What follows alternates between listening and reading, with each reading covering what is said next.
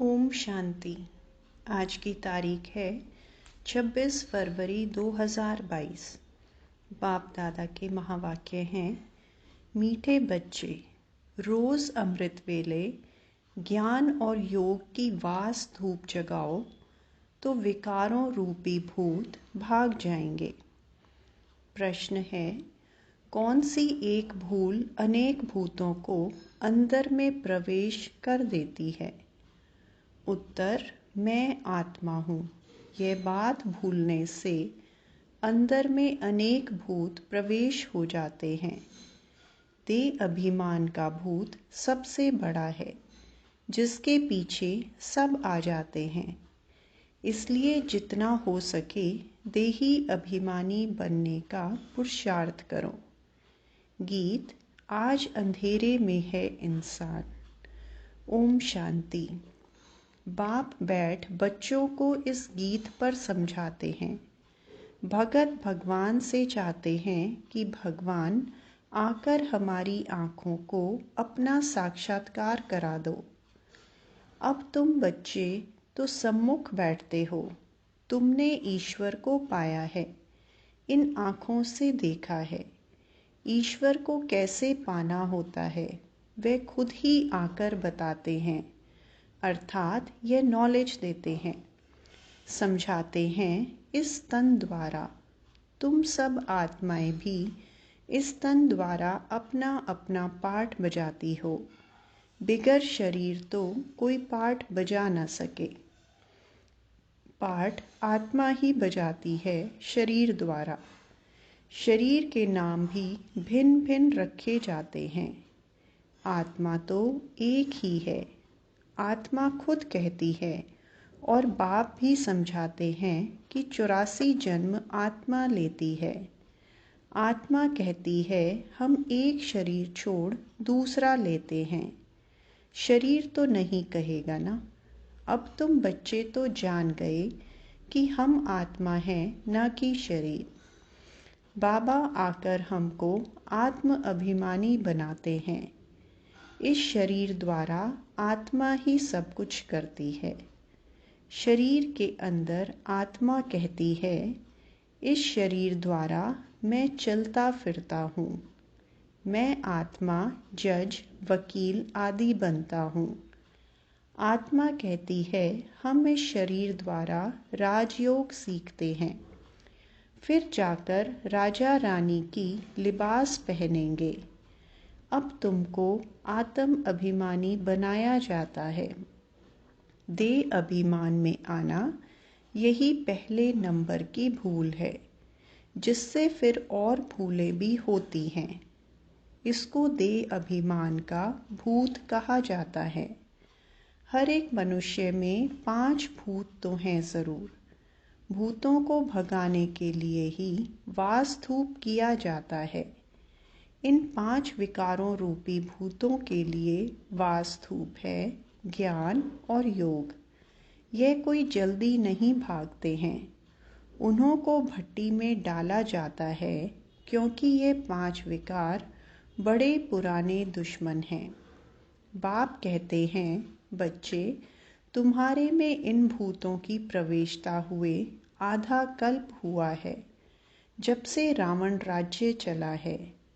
बरोबर भारतवासी रावण को दुश्मन समझकर जलाते हैं। एक बार इनका खात्मा हुआ है, तब फिर रस्म चली आती है। इस समय तुमने इन 5 विकारों पर विजय पाई थी। रावण मुर्दाबाद हो गया था आधा कल्प के लिए। बच्चे कहते, फिर बाबा यह कब जिंदाबाद होगा? बच्चे, फिर आधा कल्प के बाद जिंदाबाद होगा, अपना राज्य करेंगे। कहते हैं ना, राम राज्य चाहिए। तो अब कौन सा राज्य है? रावण राज्य है ना। सतयुग में रावण राज्य ही नहीं होगा, वहाँ होगा राम राज्य। अच्छा, राम राज्य के पहले पहले राजा रानी कौन थे, यह भी कोई जानते नहीं। राम राम कहते हैं तो राम को ऊपर ले गए हैं, कृष्ण को नीचे ले गए हैं। सतयुग का तो जैसे उन्हों को पता ही नहीं है। तुम प्रदर्शनी में भी लिख दो कि हर एक मनुष्य में 5 भूतों की प्रवेशता है। कम से कम 7 रोज भट्टी में रहें, तब यह भूत सब भागें। उन्हों को ज्ञान और योग का धूप चाहिए। उनके सिवाय कभी मुक्ति, जीवन मुक्ति पा नहीं सकेंगे। इस ज्ञान और योग का इंजेक्शन एक ही सर्जन के पास है। अब यह ज्ञान आत्मा को मिल रहा है। आत्मा समझती है कि बाबा हमको समझा रहे हैं और कोई भाषा में ऐसे नहीं कहेंगे कि परम पिता परमात्मा हमको पढ़ा रहे हैं। भगवान खुद भी निराकार तो बच्चे भी निराकार। निराकार इस साकार द्वारा साकारी बच्चों को ज्ञान दे रहे हैं। यह तुम अच्छी तरह जानते हो, परंतु चलते चलते कई बच्चे भूल जाते हैं। भूलने का भी पहला कारण है देह अभिमान का भूत। उसको भगाने का अमृत वेले ही पुरुषार्थ करना है। अमृत वेले बाबा की याद अच्छी रहती है। कहते हैं सिमर सिमर सुख पाओ। अमृत वेले का ही कायदा है।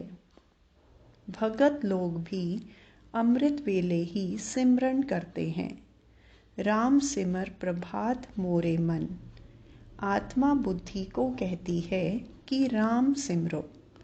भक्ति मार्ग में तो ऐसे ही टोटके बनाते हैं। वह कोई रियलिटी में नहीं है।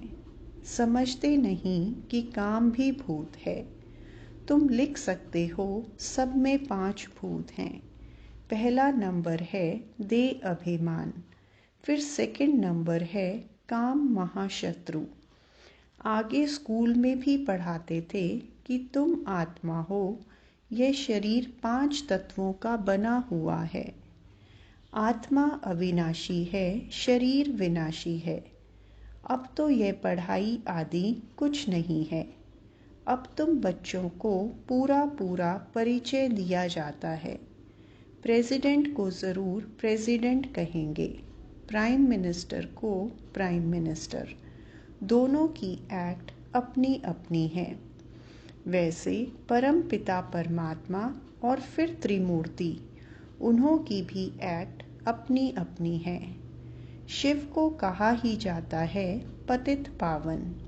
वह ब्रह्मा द्वारा पतितों को पावन बनाते हैं। उनकी यह ड्यूटी है। अब बड़े ते बड़ा तो है शिव। शिव बाबा कब जन्म मरण में नहीं आते हैं। बाकी ब्रह्मा द्वारा सर्विस करते हैं। शिव बाबा है एवर प्योर।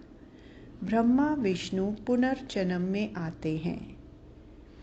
शिव बाबा तो करन करावन हार है। इस समय बाबा मीठे झाड़ का सैपलिंग लगा रहे हैं। जो और धर्मों में कन्वर्ट हो गए होंगे वह सब निकल आएंगे। तो यह इतनी समझानी नया कोई समझ न सके। 7 रोज भट्टी में पड़ने के सिवाय मुक्ति, जीवन मुक्ति कोई पा नहीं सकते। तुमने भी भूतों को निकालने के लिए कितनी मेहनत की है। बुद्धि जब पवित्र हो तब ज्ञान अमृत ठहर सके। तुम बच्चे समझ सकते हो तो बरोबर बाबा की याद भूल जाती है।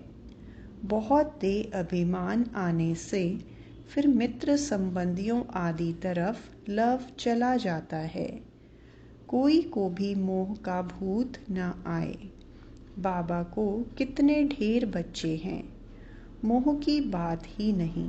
जानते हैं आत्मा कभी मरती नहीं। मरने का ही डर रहता है। आत्मा भी अविनाशी है, परमात्मा भी अविनाशी है। वह जन्म मरण में नहीं आता। बाबा कहते हैं मैं इस शरीर का लोन लेता हूँ। मेरे रहने से इनको बहुत फायदा है। इनकी आयु बढ़ जाती है। गुल गुल हो जाता है। इनकी सब खामियां खत्म कर बिल्कुल नया बना देता हूँ। बाबा तो है ही सुखदाता, मेरे कारण यह योग सीखते हैं, तब तो तंदुरुस्त बन जाते हैं। किसको गाली देना, गुस्सा करना, यह सब आसुरी स्वभाव है। सतयुग में यह गाली आदि होती ही नहीं। नाम ही कितना फर्स्ट क्लास है, हेवन, वैकुंठ, पैराडाइस। कहते हैं क्राइस्ट से 3000 वर्ष पहले भारत पैराडाइस था। इस हिसाब से बरोबर 5000 वर्ष ही हुआ। यह सत्य ज्ञान और सत्यनारायण की कथा कितनी सहज है। हम अभी नर से नारायण बनने की सत्य कथा सुनते हैं राजयोग की।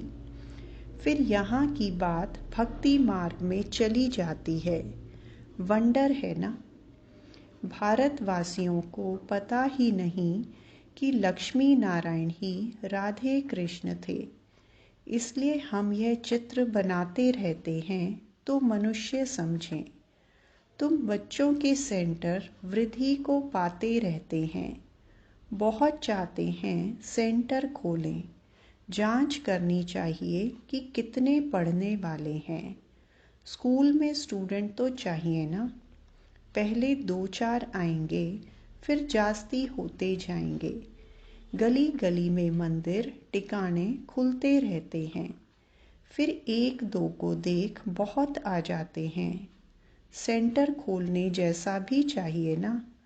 हर्जा नहीं है खोलने में, परंतु विघ्न बहुत पड़ते हैं विकार के कारण। हम तो सिर्फ गीता सुनाते हैं, परंतु शुरू से इस विष के कारण झगड़ा चलता ही रहता है। समझते हैं यहाँ जाने से विष का प्याला नहीं मिलेगा। इस पर मीरा का इतिहास भी है। ऐसे तो बहुत कन्याएं और बालक ब्रह्मचारी रहते हैं, उनको तो कोई कुछ नहीं कहता। यह तो कल्प पहले भी गाली खाई थी, यह तो होना ही है। कोई तो पवित्रता की प्रतिज्ञा करते हैं, फिर हार भी खा लेते हैं। कल्प कल्प की लॉटरी है। इसमें जांच की जाती है कि कहाँ तक वर्षा लेते हैं, फिर कल्प कल्प लेते रहेंगे। कहाँ काम न मिलने कारण फिर क्रोध में आकर हंगामा करते हैं। तकलीफ बहुत देते हैं, मारते भी हैं। फिर जब समझ जाते हैं तो माफ़ी भी लेते हैं। फिर भी अपकारी के ऊपर उपकार करना होता है। कहेंगे अच्छा फिर पुरुषार्थ करो। अपकारी पर उपकार कर उठाना बेहतर है। रहम दिल बनना होता है। पहले पहले मेहनत है आत्म अभिमानी बनने की। देह अभिमानी होने से बाप को भूल जाते हैं, फिर भूलें होती रहेंगी।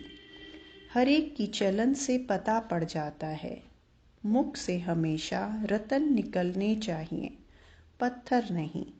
आगे पत्थर निकलते थे, अब रतन निकलने चाहिए।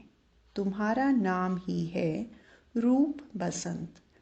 बाबा भी रूप बसंत है, ज्ञान का सागर है, और उनका रूप भी ज्योतिर्लिंगम दिखाया है, परंतु है स्टार। पूजा के लिए बड़ा रूप रख दिया है। अच्छा, मीठे मीठे सिकिलदे बच्चों प्रति माता पिता बाप दादा का याद प्यार और गुड मॉर्निंग। रूहानी बाप की रूहानी बच्चों को नमस्ते। रूहानी बच्चों की रूहानी बाप दादा को याद प्यार, गुड मॉर्निंग और नमस्ते। धारणा के लिए मुख्य सार। पहला पॉइंट, पहले पहले आत्म अभिमानी बनने की मेहनत करनी है। देह अभिमान में कभी नहीं आना है। रहम दिल बन अपकारी पर भी उपकार करना है। दूसरा पॉइंट, भूतों को भगाने के लिए अमृत वेले विशेष याद में रहने का पुरुषार्थ करना है। मीठे झाड़ का सैपलिंग लगाने में बाबा का मददगार बनना है। वरदान: बेहद की वैराग्य वृत्ति द्वारा मेरेपन के रॉयल रूप को समाप्त करने वाले न्यारे प्यारे भव। समय की समीपता प्रमाण वर्तमान समय के वायुमंडल में बेहद का वैराग्य प्रत्यक्ष रूप में होना आवश्यक है। यथार्थ वैराग्य वृत्ति का अर्थ है सर्व के संबंध संपर्क में जितना न्यारा उतना प्यारा। जो न्यारा प्यारा है वह निमित्त और निर्माण है, उसमें मेरेपन का भान आ नहीं सकता। वर्तमान समय मेरापन रॉयल रूप से बढ़ गया है। कहेंगे ये मेरा ही काम है, मेरा ही स्थान है, मुझे ये सब साधन भाग्य अनुसार मिले हैं। तो अब ऐसे रॉयल रूप के मेरेपन को समाप्त करो। स्लोगन: पर चिंतन के प्रभाव से मुक्त होना है तो शुभ चिंतन करो और शुभ चिंतक बनो। मातेश्वरी जी के अनमोल महावाक्य। हम ब्राह्मण कुल का छोटा सा संसार। गीत: मेरा छोटा सा देखो ये संसार है। यह गीत किसी समय का गाया हुआ है, क्योंकि इस संगम समय ही हम ब्राह्मण कुल का छोटा सा संसार है। वो हमारा कौन सा परिवार है, वह नंबरवार बतलाते हैं। हम परम पिता परमात्मा शिव के पोत्रे हैं, ब्रह्मा सरस्वती की मुख संतान हैं और विष्णु शंकर हमारे ताया जी हैं और हम आपस में सभी भाई बहन ठहरे। यह है हमारा छोटा सा संसार। इनके आगे और संबंध रचा ही नहीं है। इस समय का इतना ही संबंध कहेंगे। देखो हमारा संबंध कितनी बड़ी अथॉरिटी से है। हमारा ग्रैंड पापा है शिव। इनका नाम कितना भारी है। वो सारी मनुष्य सृष्टि का बीज रूप है। सर्व आत्माओं का कल्याणकारी होने कारण उनको कहा जाता है हर हर भोलेनाथ। शिव देवों के देव महादेव। वो सारी सृष्टि का दुख हरता सुख करता है। उस द्वारा हमें सुख शांति पवित्रता का बड़ा हक मिलता है। शांति में फिर कोई कर्म बंधन का हिसाब किताब नहीं रहता, परंतु यह दोनों वस्तु पवित्रता के आधार पर रखते हैं। जब तक पिता की परवरिश का पूर्ण वर्षा ले पिता से सर्टिफिकेट न मिला है, तब तक वो वर्षा मिल नहीं सकता। देखो ब्रह्मा के ऊपर कितना बड़ा काम है। मलेच्छ 5 विकारों में मैली अपवित्र आत्माओं को गुलगुल बनाते हैं। जिस अलौकिक कार्य का उजूरा फिर सत्युग का पहला नंबर श्री कृष्ण पद मिलता है। अब देखो उस पिता के साथ तुम्हारा कितना संबंध है, तो कितना बेफिक्र और खुश होना चाहिए। अब हर एक अपनी दिल से पूछे, हम उनके पूर्ण रीति हो चुके हैं। अच्छा, ओम शांति।